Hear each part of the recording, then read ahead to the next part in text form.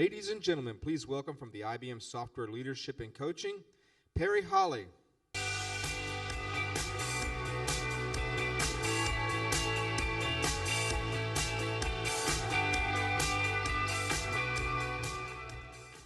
Good morning.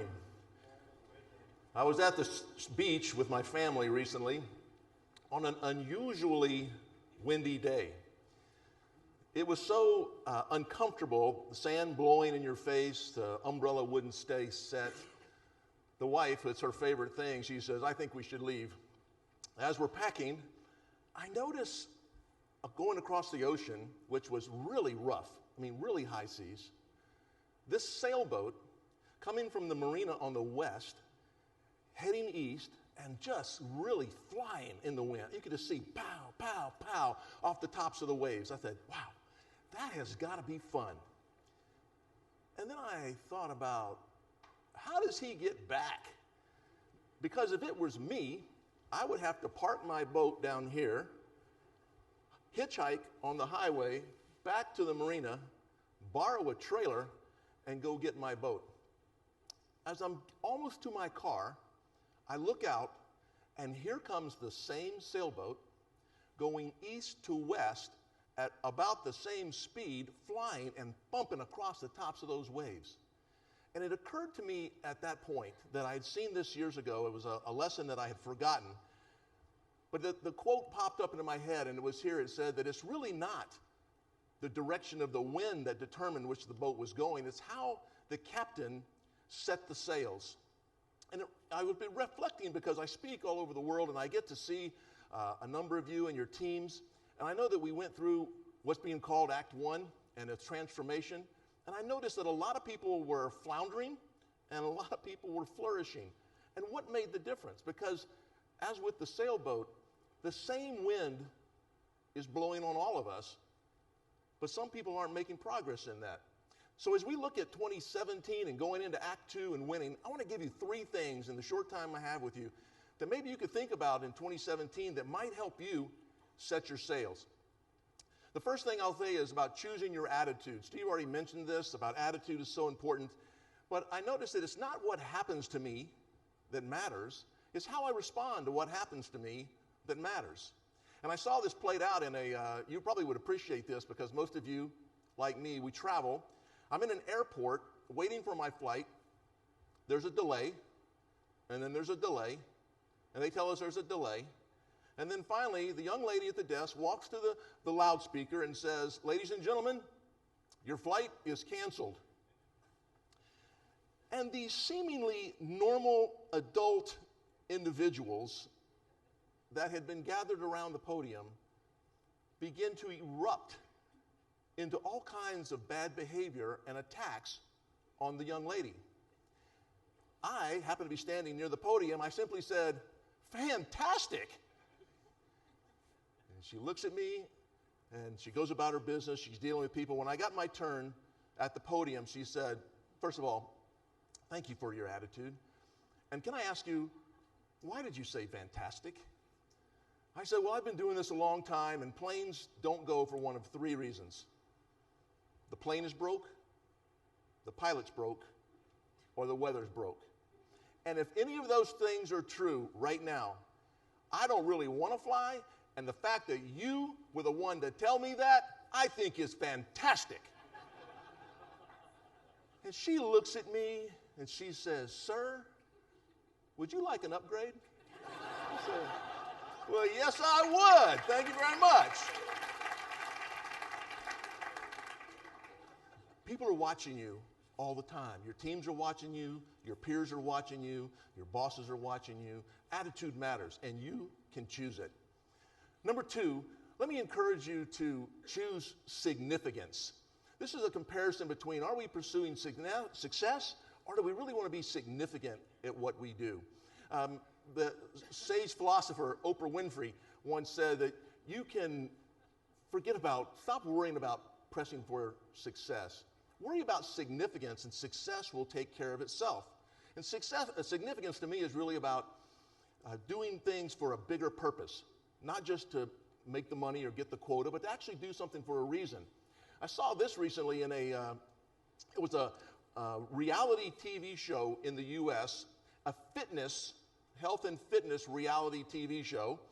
And the way they set this up was a physical fitness trainer, who was, by the way, his name was Steve in the episode I saw, was the kind of guy I'd like to punch. He's good looking, he's ripped, he's in great shape, and he's proud of it. I mean, he really kind of walks in, he's really kind of proud of it. You can tell he's very successful at what he does. But they matched Steve up with a person who is 60 to 70 pounds overweight. And Steve, obviously you can see where it's going, that Steve's going to help this person get in shape. But the name of the show was called Fit to Fat to Fit. It's kind of got my attention. Fit to Fat to Fit. Steve meets with this person, and then Steve has to, they make a plan that they're going to get together in 6 months or 8 months, whatever long it takes. And you don't know this, but Steve now has to go away and gain 60 pounds. Whatever the contestant has, Steve's going to put on the weight. And you think, no, not going to happen. Well, Steve goes away, and so he begins to eat a very high-carb breakfast, and then he snacks all morning, and then he eats a high-fat fast food lunch, snacks in the afternoon, a big high-calorie, high-fat, alcohol-laden dinner, and then ice cream right before bed. Kind of what I call a normal day. And Steve takes 6 months, and Steve puts on 60 pounds. You wouldn't recognize him. The muscles were now covered in fat. He didn't want to get out of bed. He hated himself. He hated his life. And then he flies back and meets up with the contestant again, who's been just doing nothing, waiting for Steve to arrive. And she looks at him, and she starts to cry because he was ripped. I mean, he really had it together. And she looks at him, and he's just she goes, "You did this for me?" And that's what got me. I go, he did this for her. What happens over the rest of the show? They go about working together to lose the 60 pounds. And he gets her in shape, and he gets back in shape. He doesn't want to do anything. He finds out how hard it is. He doesn't want to do the exercises. He said, "Can we just skip it and go get an ice cream?" He's done with health. But she now encourages him, and they begin to do it together. I'll just wrap it up by saying the lesson I learned from this was when Steve was a fitness trainer, he was very successful. He didn't know why he did. He just did it because he could. He was in great shape. But what he learned when he put himself in the other person's position was that he was doing it for her, and then he did it with her. I'm going to say, for us, success is, I have a quota. If I make my success, that's quota. But if I solve a customer business problem, that's significant. And if I close a big deal at the end of the quarter, that's successful. But if I actually transform and change a business that looks at us as a partner in what they do, that's significant. I just want to encourage you as you go into 2017, looking at how we do things, being successful or significant will make a big difference. And finally, number 3 was choosing to be intentional. To me, I have a constant battle, I'm guessing you might too, about all the things I could be doing or the things I should be doing. And am I actually choosing to be intentional about my choices every day? For me, I used to play the game that it was, what is the one big thing I can do this week or this month to make everything seem right? And I'm finding, as you may be finding as well, it's not the one big thing. It's a lot of small things done well every day, consistently, over time, that make me significant and successful. And I noticed that we struggle a lot with small things, and we struggle really big with every day. When I speak to young people about this, I share an idea that says, I'll offer you $3 million today, or I'll give you 1 penny doubled every day for a month, only a month. Which one would you take? The young people tend to jump quickly at the $3 million. When I talk to IBMers, it kind of depends on where we are, how late in the quarter, and some of them will jump at the $3 million as well. But most of us are smart enough to know, wait a minute, this is a math problem. I've got this. What you'll find out is that penny, after 10 days, it's only $5. They've had $3 million. After 20 days, that penny turns into $5,000. They've had $3 million. But the magic of small things done daily, consistently over time is that in days 28, 29, 30, and 31 turns that one penny doubled every day into $10.7 million. And I'm saying, why don't I do small things consistently? Because I struggle with this thing called every day. And what I'm learning is that the magic of my success, the magic of being significant for me, is in my daily agenda. Today matters. What am I doing with today? Now, I learned this with looking at small things. And saying, when I give the talk, a lot of people will say, what do you mean by every day? Profound question, don't you think? I said, I mean every day. What about the weekends? Every day. Holidays? Every day. What are the small things, seemingly insignificant, that I need to be doing every day consistently over time that will drive these big results? I actually saw the dentistry people, the dentist organizations say that if you floss your teeth every day, that when you get to be my age, your teeth won't fall out.